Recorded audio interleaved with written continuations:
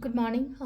Ngasigi akhoi runes ki energy haipetang yeng se ko ado runes ki energy se kaino number da khala se ko hamba da hadi group 1 group 2 ko number 1 consider natraga number 2 gi group se consider ko adu gi matung ina ai symbol ani khalo so ko sidage so khoi ba symbol ani sina hadi kari message ki rakke ha du yeng se ko hadi symbol number 1 da ina lokhali se ko hadi m man ba symbol am le ko hadi se sina hadi symbol 1 khan gi ba mi nge ni ko aduga symbol number 2 gi na maina hadi kitang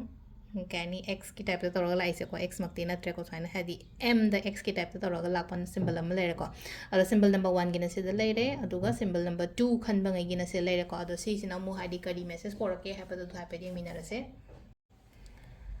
ahamba symbol ko ahamba symbol se hadi thaba inkhang to bo matam da oiro mi loina bado oiro hadi thamoi sengna loina biu ko hadi isha ge ai gi side ge tiam thina loyal oyo hadi ko hadi honestly thabak to matam da ai mi makha da thabak to bune na khala se ai na tawri ba thabak to yamna honestly thabak kum ba to bi ba hai tare ko hadi private job ama to bune na khala se private job to roga su leina ko ai only just ai thaba ama chatli ne atu duna ai te pung nipan da gi na mapan nipan da gi na manga phawa ai gi duty loira ga di loire ha ba gi dumai na taba isha gi makne haina khalaga dumaina kumba tawbiba haitare ko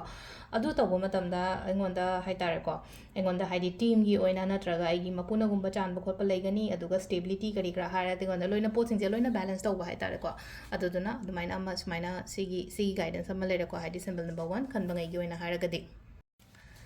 number 2 ko number 2 sina khatang changes kumba kara poro aigi daily gi life sida ko changes poro haragadi ai se transform harasine ko hadi transform to bose hadi sometimes da ko je hadi kitang changes kum badak long na por po je ngam da basu yawi na ko hadi hai ta bani khangde na traga haina da bani khangde na traga masagi akoi gi isha da kaino masu leiba do hai tare ko hadi ai adu to hai te adu na ai di to ro ge kaina khan ba gum ba leiba do ko hojik se isa da change poro ko isa da change poro aduga loina ma hai tare ko hana leirami ba pattern ai do hana si thabak se to ro me na khala se bas maina to ro ga ai se ai gi oina ha ga sigi pattern se da chatlaga ꯔꯝꯕꯗꯣ ꯍꯥꯏꯗꯤ ꯄꯦꯇꯔꯟꯗꯣ ꯈꯤꯇꯪ change ꯇꯧꯕ ꯈꯣꯠꯄ ꯑꯗꯨꯃꯥꯏꯅꯒꯨꯝꯕ ꯑꯣꯏꯅ ꯑꯣꯏꯍꯜꯂꯣ ꯑꯗꯨ ꯇꯥꯔꯒꯗꯤ ꯁꯤꯗꯀꯣ ꯍꯥꯏꯗꯤ ꯑꯩꯉꯣꯟꯗ ꯑꯩꯒꯤ ꯂꯥꯏꯐꯇ ꯑꯃꯨꯛꯀ ꯍꯦꯟꯅ ꯍꯥꯏꯗꯤ ꯒ꯭ꯔꯣꯠꯅꯤ ꯈꯪꯗꯦ ꯑꯣꯄꯣꯔꯆꯨꯅꯤꯇꯤꯁꯅꯤ ꯈꯪꯗꯦ ꯑꯗꯨꯃꯥꯏꯅ ꯂꯥꯛꯄ ꯑꯣꯏꯅ ꯑꯣꯏꯀꯣ ꯑꯗꯣ ꯁꯤꯁꯤꯅ ꯑꯩꯈꯣꯏꯒꯤ ꯀꯩꯅꯣ ꯁꯤꯝꯕꯜ ꯅꯝꯕꯔ 2ꯒꯤꯀꯣ ꯑꯗꯣ ꯁꯤꯗ ꯂꯩꯔꯦ ꯑꯩꯈꯣꯏꯒꯤ ꯉꯁꯤꯒꯤ ꯑꯣꯏꯅ ꯔꯨꯟꯁꯀꯤ ꯔꯤꯗꯤꯡꯁꯦ ꯃꯦꯝ ꯊꯦꯡꯛ ꯌꯨ